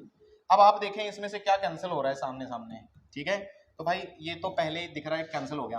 अब आप पाएंगे कि इन दोनों में कैंसिल अगर करना हो तो देखो मिनिमम चीज आप कॉमन ले लें तो बहुत आसानी से जो छोटा है वो कॉमन आता है हमेशा, ठीक है, फैक्टोरियल में तो 4 फैक्टोरियल कॉमन आएगा। इन दोनों में कौन छोटा है, तो n माइनस 6 से छोटा है, क्योंकि n माइनस 4 का माइनस 1 करेंगे कि हम डिक्रीजिंग ऑर्डर में चलते हैं जब फैक्टोरियल ओपन करते हैं माइनस करते हुए, तो n माइनस 6 कॉमन ले लूं, n माइनस 6 फैक्टोरियल कॉमन लिया तो बचता क्या है यहाँ पर बच रहा है 1/1 इंटू n माइनस 4 चला गया, सॉरी n माइनस 6 गया है, तो यहाँ पर दो लोग रह जाएंगे n माइनस 4 और n माइनस 5, और प्लस यहाँ से कितना बचा 6, 4 गया है तो यहाँ पर 6 बचने का मतलब है 4 फैक्टोरियल गया ना, तो 6 इंटू 5 और यहाँ से इंटू 1, ठीक है, ये तो पूरा ही गया। अच्छा इधर देख लेते हैं, तो 2/5 फैक्टोरियल और n माइनस 5 फैक्टोरियल। अब आमने सामने फिर से आप कैंसिल कर सकते हैं चीजें, क्योंकि 4 फैक्टोरियल 5 फैक्टोरियल से कैंसिल होगा तो 5 छोड़ेगा, और n माइनस 5 n माइनस 6 से कैंसिल होगा, तो इनमें छोटा कौन है, n माइनस 6 छोटा है, तो इधर की तरफ बड़ी की तरफ बच जाएगा n माइनस 5, ठीक है। थोड़ा बहुत जल्दी से देख लेते हैं, तो ये बच रहा है 2/5 n माइनस 5, फिर आप ऑप्शन भी चेक कर सकते हैं, और यहां पर बच जाएगा 1/n minus 4 into n minus 5 और प्लस 1/6 इंटू 5। अब मैं ये आपको सजेस्ट करूंगा कि आप यहाँ पर हिट एंड ट्रायल कर लें, आपके पास 4 ऑप्शन है, 4 ऑप्शन रख रख के देख लें, जल्दी से आपको चेक हो जाएंगे, क्योंकि ए ऑप्शन अगर आप चेक कर लेते हैं, चलिए तो 9 रख देते हैं, तो 2/5 इंटू 9 माइनस 5 बोले तो 4।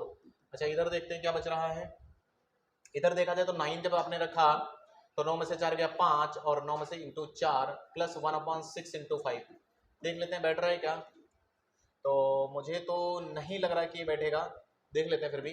1/5 कॉमन, 1/4 प्लस 1/6, ठीक है, इसमें से आप देखें तो 1/5 इंटू 2 कॉमन ले लें तो 1/2 प्लस 1/3, तो फाइनली 3 प्लस 1 2 5, ठीक है, सही जा रहे हैं ना, 3 प्लस 1 2 5 अपॉन 3 दूना 6, तो ये 5 5 1/6, तो 1/6 तो नहीं आ रहा है, तो यानी कि पहला ऑप्शन में भी नहीं है, या आप इसको सॉल्व करना चाहें तो सॉल्व भी कर सकते हैं। 11 रख के देख लें क्या, 11 रख के देख लें, बी ऑप्शन बी कर सकता है, तो 2/5 इंटू 11 माइनस 5 6, अब LHS हो गया ये, LHS और RHS देख लें, RHS कितना आ रहा है जल्दी से, तो 1/11 माइनस 4 7 4 11, तो 7, 11 माइनस 5 6 प्लस 1/6 इंटू 5, तो 1/6 दोनों में से कॉमन ले लें तो 1/7 प्लस 5, 7 और 5 ऊपर कितना हो जाएगा, 7 5 12, तो 1/6 इंटू 12 डिवाइड बाई 7 इंटू 5, 6 और 2, क्या ये बैठ रहा है, थोड़ा सा चूक गया क्या, 11 माइनस 5 6 होता है, ये आ रहा है 2/7/5 और उधर था 2/5 इंटू 6। चलिए 1 मिनट 14 चेक कर लेते हैं, 14 चेक कर लिया जाए, तो 14 अगर चेक करें तो 2/5, थोड़ा कैलकुलेशन वगैरह देख लेना चाहिए, ठीक है, बराबर है क्या, तो 14 अगर रख रहे हैं तो 14 माइनस 5 कितना हो जाएगा 9, ये हो गया LHS, ठीक है, और RHS क्या आएगा, RHS देख लेते हैं, तो इसमें रख लीजिए, तो 14 रख रहे हैं हम direct option, 14 minus 4 10 into 14 minus 5 9 plus 1/6 into 5, कुछ कॉमन है दोनों में, 1/3 इंटू 5 कॉमन खींचते हैं, 5 यहाँ से गया तो 1/2 और 3 प्लस 1/6 का 2 छूटेगा और इंटू 1, दोनों को ऐड किया जाए 1/2 भी कॉमन था, कॉमन ले लें तो 3 और 1 4, 4 नीचे आ जाएगा 3 इंटू 5 इंटू 2, समझ में आ रहा है क्या, देख लेते हैं, 1/2 भी गया और एक और 3 रह जाएगा इंटू 3, तो आप कैंसिल करें तो आ रहा है क्या 2 2 2 और 5 3 15 और 3 15 3 45 9 बचे 45, ठीक है, तो ऑप्शन सी करेक्ट है, बात सही है, ये आप अपने आप कर सकते हैं, वरना आप सॉल्व भी कर सकते थे, वहां से क्वाड्रेटिक बनेगा ज्यादा से ज्यादा, वरना चीजें आसान है, सॉल्व किया जा सकता है, ठीक है, तो फॉर्मूला ही है, आपको याद कर रखना है। अच्छा एक और चीज बता देते हैं, ये जो इन्होंने लिखा है, तो NCR को कई तरीके से लोग रिप्रेजेंट करते हैं, NR भी करते हैं, कई लोग NCR ऐसे भी करते हैं, तो आप ये ध्यान रखिएगा, ठीक है, तो इसका मतलब एनसीआर है तो आप वैसे ही लिखें, NCR plus 2 times NCR minus 1 plus NCR minus 2। अब इसको अगर हमें सॉल्व करना है, एक काम करते हैं, एनसीआर ये 2 टाइम्स दिया है ना, इसको 2 बार लिख लेते हैं अलग अलग, प्लस एनसीआर माइनस 1। क्यों? क्योंकि एक के गैप पर हमें दिख रहे हैं ये, ठीक है, ये दोनों एक के गैप पर हैं और ये दोनों भी आपस में एक का गैप पर हैं, तो एडिशन प्रॉपर्टी आपकी काम करेगी। तो ये हो जाएगा n+1 सी आर प्लस ये हो जाएगा n+1, बड़ा कौन है r माइनस 1। अब फिर से एडिशन दोनों में लग जाएगा, तो दोनों का एडिशन फिर कितना हो जाएगा n+2, एक इंक्रीज करें और इधर से बड़ा कौन है r। तो क्या कोई ऑप्शन है आपका? दैट मीन्स इसका मतलब आप ऐसे कोई लिखा है क्या आपका कोई ऑप्शन इस प्रकार से है? कोई ऑप्शन अगर ऐसा तो सही है, तो n+2 r डी ऑप्शन, ठीक है। चलिए तो चलते हैं अगले सवाल पर। अगला सवाल ये है कि आप ध्यान से देखें तो यहाँ पर ये दोनों जुड़ रहे हैं तो हमें इन्हें जोड़ देना चाहिए, तो ये हो जाएगा 20ci-1, नीचे ये दोनों प्रॉपर्टी लगकर हो गए 21ci, ठीक है, आराम से चलेंगे, का होल क्यूब है ना, और समीशन i फ्रॉम 1 to 20, ठीक है, वो बाद में हम देखेंगे। तो इसको ही सिंप्लीफाई कर रहे हैं, तो अब अगर देखें तो इसमें से कॉमन लेके कैंसिल की जा सकती हैं चीजें नीचे, तो ये 21/i हम एक कॉमन ले लें तो यहाँ पर 20ci-1 ही बचेगा, ठीक है, का होल क्यूब, और समीशन इसी प्रकार से है i फ्रॉम 1 to 20, ठीक है। आगे बढ़ते हैं। अब कहानी ये है कि ये तो कैंसिल हो गए, वेरी गुड। कैंसिल होने के बाद i/21 का क्यूब, तो ये बच गया i का क्यूब अंदर ही ले लेते हैं, 1/21 क्यूब नीचे ले लेते हैं और सॉल्व कर लेते हैं। i from 1 to 20 is equal to क्या दिया है, k/21। अच्छा i क्यूब मतलब n क्यूब हो जाएगा, तो n क्यूब का फॉर्मूला आता है आपको क्या? तो समीशन n क्यूब होता है nn+1/2 का होल स्क्वायर, तो आप फॉर्मूला याद रखिएगा और n की जगह 20 भर दें आप इसमें, तो 1/21 का क्यूब बातें नहीं, तो 20 × 21 डिवाइड बाई 2 का होल स्क्वायर k/21। तो फाइनल आप देखें बहुत चीजें कट जाएंगी और आंसर आ जाएगा 21। एक यहाँ से एक 21 काट दें तो स्क्वायर बचा, और यहाँ से आप देखेंगे तो 21 स्क्वायर और ये पूरे कट गया, ठीक है। अब 2 और ये बच गया 10, तो फाइनल 10 का स्क्वायर ही बचा, तो k इज इक्वल टू कितना आ जाएगा 100। तो बहुत आसान सवाल, k इज इक्वल टू 100 आपका है ऑप्शन में, ठीक है। तो आगे देखते हैं अब जनरल टर्म और टर्म इंडिपेंडेंट ऑफ x पर बेस्ड सवाल। तो यहाँ पर मैं आपको बता दूं जनरल टर्म की अगर बात करी जाए तो आपको क्या करना है, बस आपको एक ही चीज याद करनी है कि a + x⁴n जैसा कोई भी एक्सपेंशन दिखाई दे, यानी कि इसमें दो ही लोग होते हैं a और x, तो अगर ऐसा कोई भी एक्सपेंशन दिखाई दे तो इसको आपको tr+1 लिखना आना चाहिए, that is gt general term. तो अब लिखते कैसे हैं, एनसीआर एक कम करके लिखना होता है, इधर वाले की डिग्री जो यहाँ है xr लगाएंगे, a की डिग्री n-r, ऐसे आप याद कर लें। एग्जांपल के तौर पर मैंने आपको बता चुका हूँ कि t12 लिखना है तो मैं लिखूंगा nc11 और x की डिग्री 11 और इनटू a की डिग्री n-11, तो आपको बस इसी तरह लिखना चाहिए। आगे अच्छा एक चीज और बोल रहे हैं इंडिपेंडेंट ऑफ x, तो आपको जनरल टर्म लिखना है हमेशा। स्टेप क्या है आपके, हमेशा ऐसे क्वेश्चन में आपको पहले राइट करना है general term, right general term that is tr+1, ठीक है। देन आपको अगर वो बोल रहे हैं है ना कि इसकी डिग्री 7 करो ये, तो आप क्या करेंगे, कलेक्ट ऑल x, है ना, और मान लीजिए उसका जो भी डिग्री आएगा, आप सवाल में देखेंगे तो बहुत अच्छा रहेगा, तो जो भी डिग्री आएगा उसको हम जो भी डिग्री वो करवाना चाहते हैं उसके बराबर कर लेंगे। तो ये स्टेप होता है, वहां से हमें एक r फाइंड होगा। मान लीजिए जैसे किसी कोई x⁴n वाला कोफिशिएंट ढूंढ रहा था, तो आपको क्या करना है, जो भी इसमें जनरल टर्म में x का डिग्री कलेक्ट करेंगे आप, वो आप वहां पर ले सकते हैं, कलेक्ट ऑल x, बस इतना ही लिख देते हैं।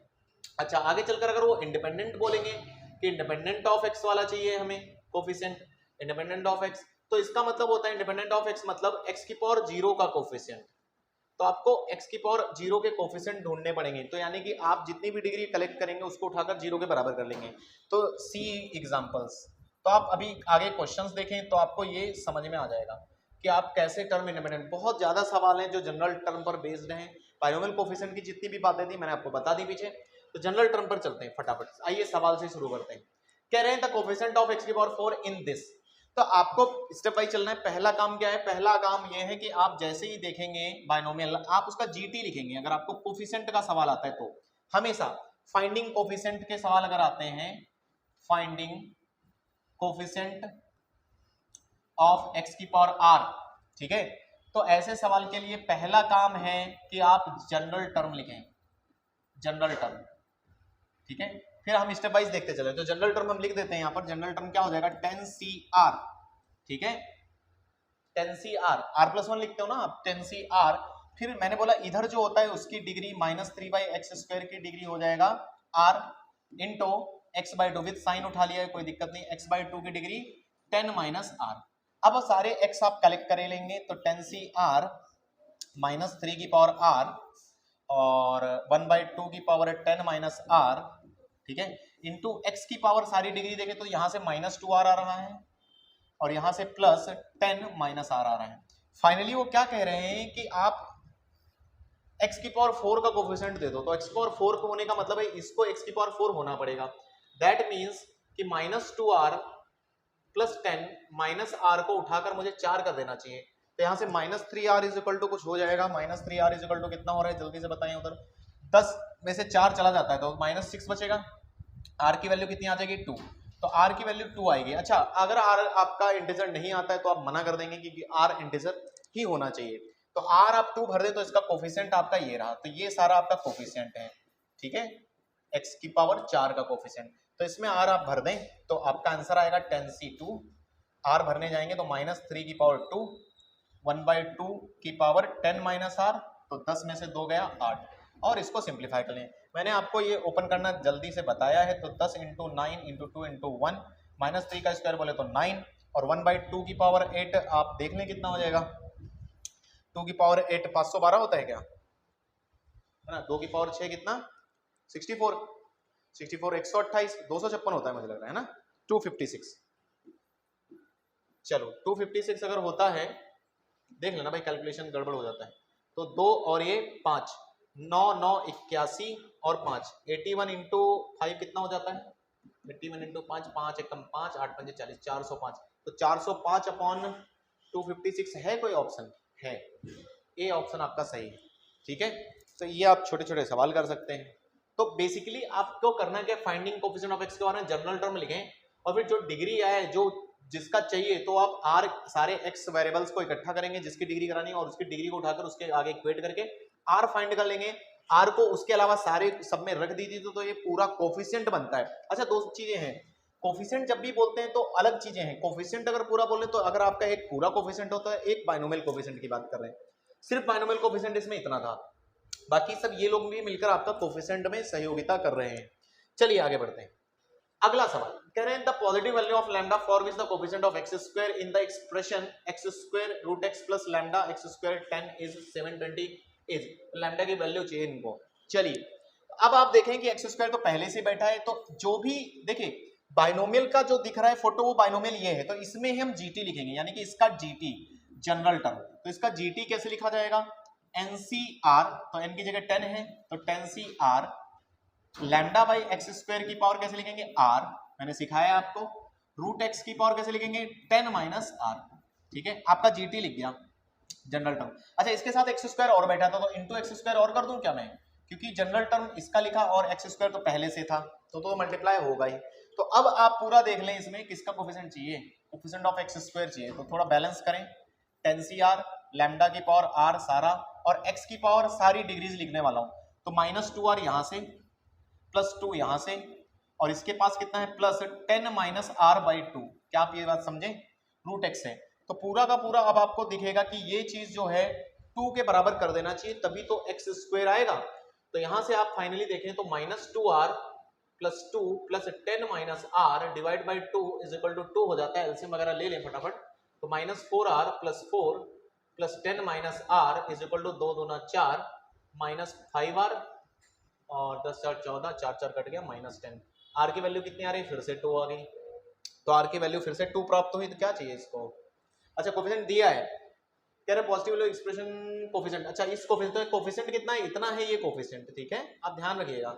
इसमें बाइनोमियल कोफिशिएंट ये पूरा कोफिशिएंट की बात की जाए तो ये होता है, क्योंकि दो चीजें बोल देते हैं, यानी कि 10CR R की जगह कितना 2 इंटू लैम्डा की पावर 2 इज इक्वल टू कितना दिया 720, ठीक है। अच्छा, 10C2 आप ओपन कर लें, आपको जल्दी से आता है ओपन करना। 10 × 9 divide by 2 × 1 lambda square is equal to 720। कुछ कैंसिल होंगी चीजें, 2 से 5 कैंसिल करें, 9 और 9 9 से कितना जाएगा, 9 इंटू 8 72 होता है, 9 अटे 72 8 होता है, ठीक है 80। और 5 को भी यहाँ से उड़ा दें तो 5 16 85, तो 16 तो लैम्डा की value plus minus 4, positive value बोल रहे हैं तो शायद 4 आ जाएगा, चेक कर लीजिएगा। कैलकुलेशन एरर थोड़ा संभालिए बस, बाकी कुछ नहीं। कॉन्सेप्ट वेरी इजी, कॉन्सेप्ट बहुत ही आसान है।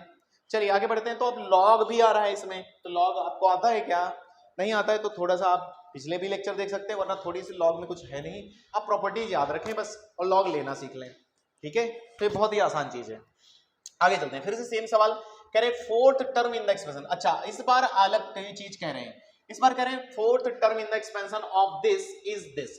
तो क्या आप इसके लिए T4 लिख पाएंगे, आप ये समझिए। तो आप T4 लिखने की कोशिश करें। T4 कैसे लिखा जाएगा और मैं बताता हूं। 6C3, देखिए ध्यान से 4 से 3 कम करना है। यहां जो है x log बेस 8x की डिग्री कितनी आएगी 3, और जो इधर है उसकी डिग्री कैसे लिखेंगे हम 6 माइनस 3 बोले तो 3, और ये सब दिया है आपको, कितना दिया है 20 इंटू 8 की पावर 7। क्या यही है, कह रहे हैं fourth term in the binomial expression of this is this, then find value of x। चलो तो x की वैल्यू फाइंड कर लेते हैं। तो जल्दी जल्दी से ओपन करने की कोशिश करेंगे, ठीक है भाई। तो 6C3 को बोल दो कितना आएगा, 6C3 6 into 5 into 4 divide by 3 into 2 into 1। अच्छा इधर क्या हो गया, इधर हो गया x3 मल्टीप्लाई कर जाएगा 8x और कुछ, और इधर हो गया 2 का क्यूब बोले तो 8 बाई एक्स क्यूब, ओके। इधर 20 इंटू 8 की पावर 7, कुछ चीजें साथ साथ खत्म कर दें आप तो सही है। तो 8 और यहाँ से 8, तो 8 की पावर 6 बचा अभी, और कुछ कटेगा 3 2 जा 6 6, 5 और 4 5 और 20, 20 और 20 उड़ा दें तो ये भी कट गया। तो फाइनली जितना बच रहा है वो आप लिख लें बस। तो बच रहा है ये, अच्छा ये प्रॉपर्टी लगाकर ये 2 का क्यूब लिखा जा सकता है, तो प्रॉपर्टी लगाकर ये 3 भी साफ हो जाएगा। तो ये बचेगा फाइनली x log बेस 2 और x, ठीक है। ये 2 क्यूब होता है, डिग्री नीचे डिवाइड करती है और डिवाइड में x क्यूब बचा और उधर हो जाएगा नीचे x क्यूब भी लिखें, नीचे x क्यूब अभी रह रहा है तो उधर भेज देते हैं। तो x क्यूब इंटू 8 की पावर 6, यहाँ तक आगे कहानी। अब चाहो तो आप x की वैल्यू रख सकते हो, इसमें रख के भी चल जाएगा, वरना और कोई रास्ता है हमारे पास, लॉग ले लें, लॉग ले सकते हैं, एक सेकंड, हाँ लॉग ले लो बेस 2 पर। तो टेकिंग लॉग, ठीक है कोई समस्या नहीं। जब भी कोई किसी के सर पर बैठा होता है तो हम लॉग लेते हैं। बेस 2 पर इसलिए ले रहा हूँ, काम खत्म हो जाएगा। तो जैसे ही आप बेस 2 पर x लेंगे तो ये आगे आएगा इनटू लॉग x बेस 2, ये भी बचा, अच्छा ओके। इधर क्या बच रहेगा 3 आगे लॉग बेस 2x प्लस 6 आगे लॉग बेस 2 8। क्या मैं ऐसा लिख सकता हूँ, दोनों मल्टीप्लाई कर रहे थे बिल्कुल, तो ये हो गया। अच्छा मैं एक काम करता हूँ, इसको k मान लें थोड़ी देर के लिए, थोड़ा टाइम बच जाएगा। तो let k is equal to log x base 2, ठीक है। तो ये हो जाएगा k स्क्वेयर, और इधर दौड़ कर ये आया -3k, और इधर तब तक 2 क्यूब, क्यूब आगे जाएगा 6 3 18, 2 क्यूब 18, तो -18। क्या फैक्टर हो जाएंगे इसके, फैक्टर देख लें भाई 6 और 3, तो k square minus 6k plus 3k minus 18 is equal to 0, फटाफट k common, k minus 6 plus 3 common, k minus 6 is equal to 0। k के नाम पर दो लोग, एक 6 और एक 3 -3, तो k इज इक्वल टू एक 6 आ रहा है और एक आ रहा है k इज इक्वल टू -3। चलिए k क्या था आप देख लें वापस, k कौन सा था, k हमने ये लिया है, तो k की वैल्यू रही है, तो log x base 2 is equal to 6। जैसे ही log गिरेगा तो x की वैल्यू कितनी चमकेगी, तो यहाँ से आ रही है x की वैल्यू 2 की पावर 6, 2 की पावर 6 बोले तो कितना होता है 64, 2 की पावर 6, अच्छा उन्होंने 8 में लिखा है, तो आप 3 इंटू 2 लिख लें, 6 को 3 इंटू 2 मतलब नीचे अंदर 3 गया तो 8 स्क्वायर आ रहे हैं यहाँ से आंसर। और ये यहाँ पर इसका भी देख लें अगर हम आगे, तो एक मिनट, तो k इज इक्वल टू -3, यानी कि log x base 2 is equal to -3, तो ये हो जाएगा x इज इक्वल टू 2 की पावर -3 बोले तो 1/8। तो एक x ये आ रहा है 1/8 और एक आ रहा है 8 स्क्वायर, कौन सा ऑप्शन सही है, तो एक आ रहा है 8 स्क्वायर और एक आ रहा है, तो डी ऑप्शन इसका भी सही बैठ जा रहा है। तो 8 square is the right answer, 8 8 64, ठीक है। आते हैं इस सवाल पर वापस, तो हमें सेम जैसा पिछला सवाल किया वैसे ही है, कह रहे हैं 4 टर्म बताइए और लॉग इसमें वैसे ही। तो बेसिकली आपको कैलकुलेशन में उलझाना चाहते हैं वो, तो T4 आपको लिखना आता है क्या? तो T4 कैसे लिखते हैं, एक कम लेते हैं, यही हम, ठीक है। तो 63 से आप शुरू करेंगे इस बार, तो ये हो जाएगा x की पावर 1/12 की पावर 3 इंटू ये जो भी चीज है, तो 1/2 को मैं डिवाइड में 2 लगाऊं, तो 2 into 1 plus log x base 10, patience के साथ सॉल्व करेंगे। की डिग्री कितनी होगी टोटल, इसकी डिग्री हो जाएगी 6 - 3 बोले तो 3, ठीक है। चलिए तो सॉल्व कर लेते हैं। 6 इंटू ये कितना आ जाएगा, 6 इंटू 63 बोले तो 6, 5 और 4, 3, 2, 1, और x की डिग्री कितनी बची 1/4, ठीक है। अच्छा इधर से x की degree 3/2 1 plus log x base 10, ठीक है, इज इक्वल टू 200। देखिए भाई बहुत ज़्यादा कैलकुलेशन आ रहा है इसमें, तो एक काम करते हैं, मैं जल्दी जल्दी से चीज़ें खत्म करता हूँ। 3 दूना 6, 5 4 20, 5 4 20 बच गया 10। आप एक काम कीजिए, चेक ऑप्शन, इसके बाद डायरेक्ट चले जाइए, क्योंकि बहुत लोग इसमें लॉग वगैरह लेंगे, तो मैं सजेस्ट करूंगा कि ऐसे क्वेश्चन में आप जल्दी से ऑप्शन चेक कर लें। जैसे पहला ऑप्शन ए, तो मैं LHS देखूंगा, अगर मेरा 10 आ गया रखने पर तो काम हो जाएगा। तो पहला है मेरा 100 रखना, 10 स्क्वायर, यानी कि x की जगह हमें रखना है 100, बोले तो 10 स्क्वायर, तो ये हो जाएगा 10 स्क्वायर बोले तो 2/4 हो जाना चाहिए। आप इधर देखते रहिए, plus degree जुड़ेंगी।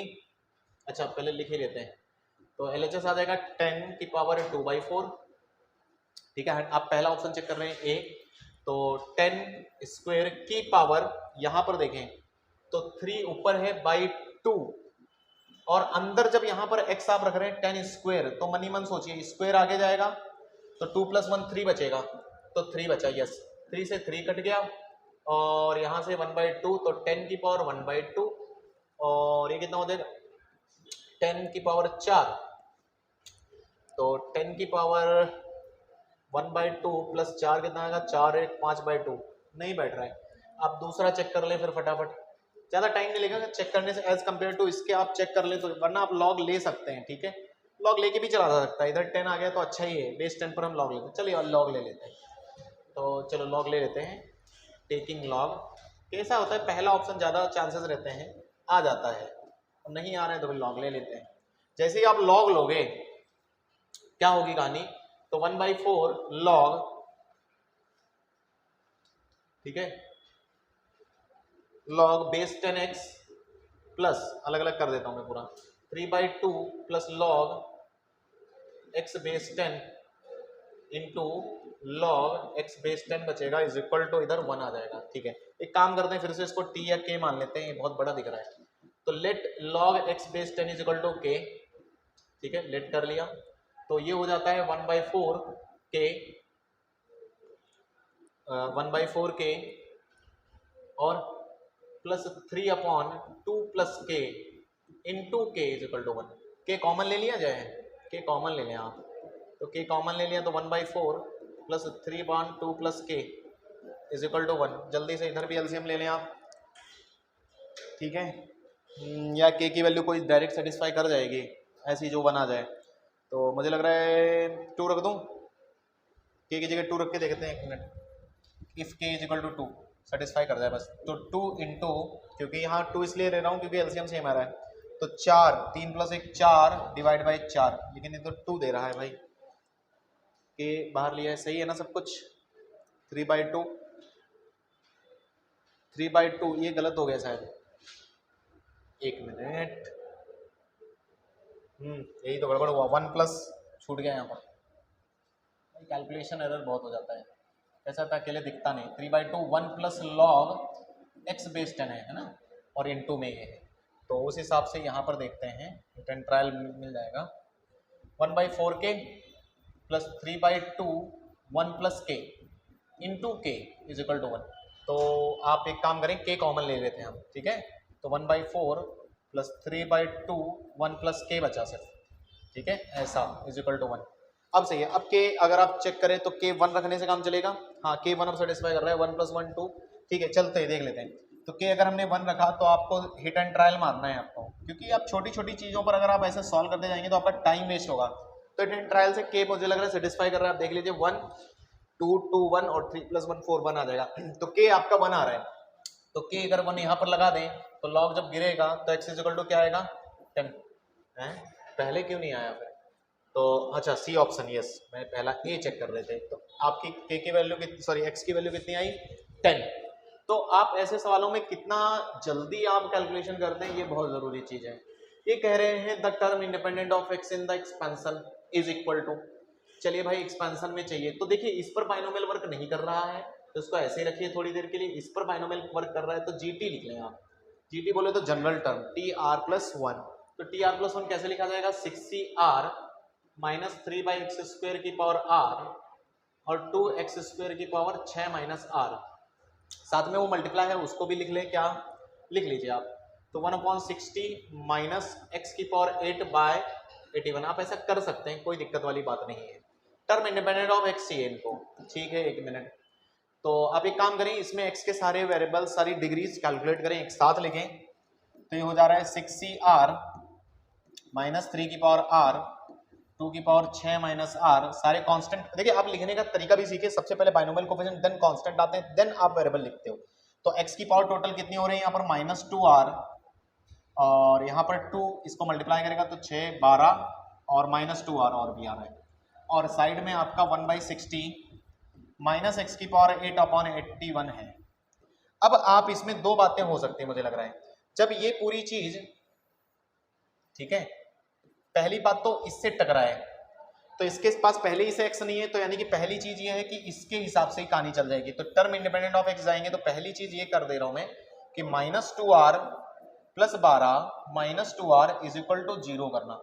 Term independent of x मतलब है एक्स की डिग्री 0 होना, तो 0 के इक्वेट कर देंगे हम। तो -4r इज इक्वल टू हो जा रहा है -12, तो r इज इक्वल टू 3।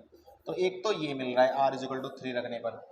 अब इधर देखें तो इसके साथ भी आ सकता है एक टर्म इंडिपेंडेंट, क्योंकि जिस दिन दो टर्म आ सकते हैं। अच्छा आर चेक कर लेते हैं एक मिनट, इसके हिसाब से आया, इसके हिसाब से भी देखेंगे।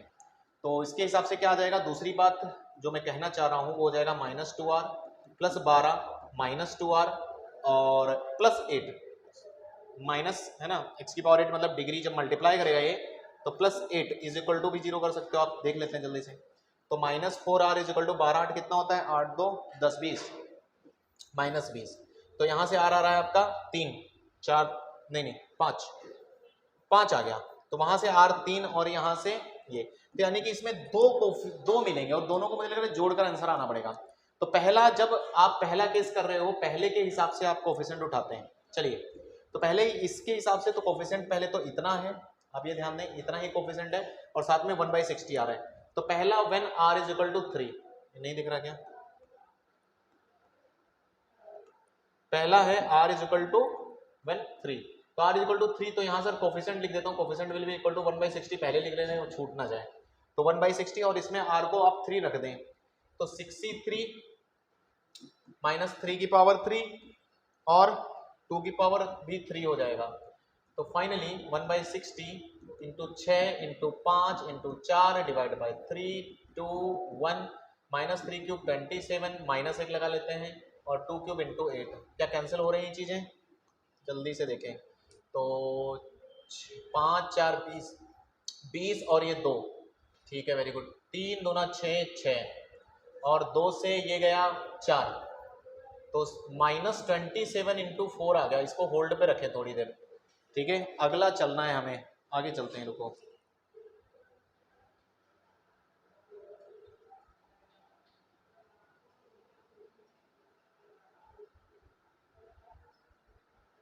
ये क्या हुआ, क्वेश्चन ही पलट गया।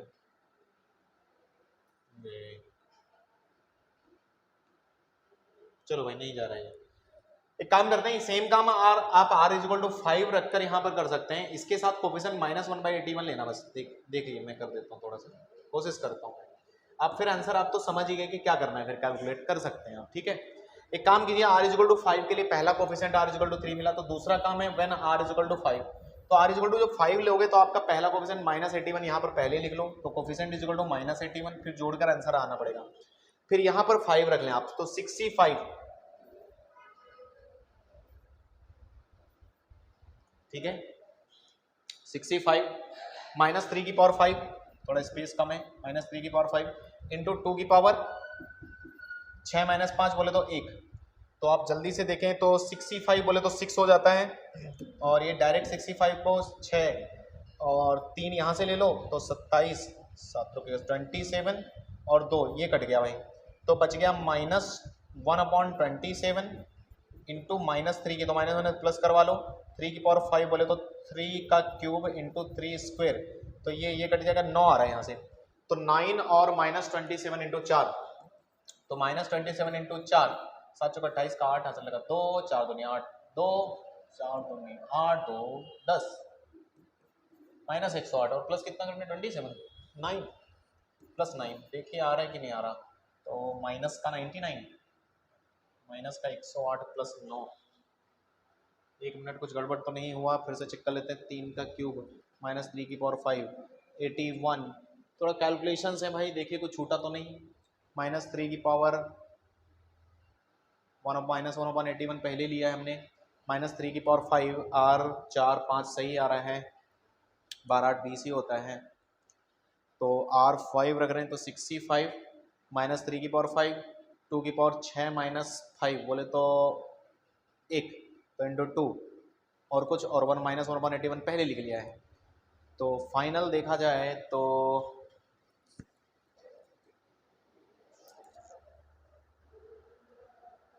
Term independent of x in the expansion is equal to, तो थोड़ा सा देख लीजिए भाई, 27 चौके -108,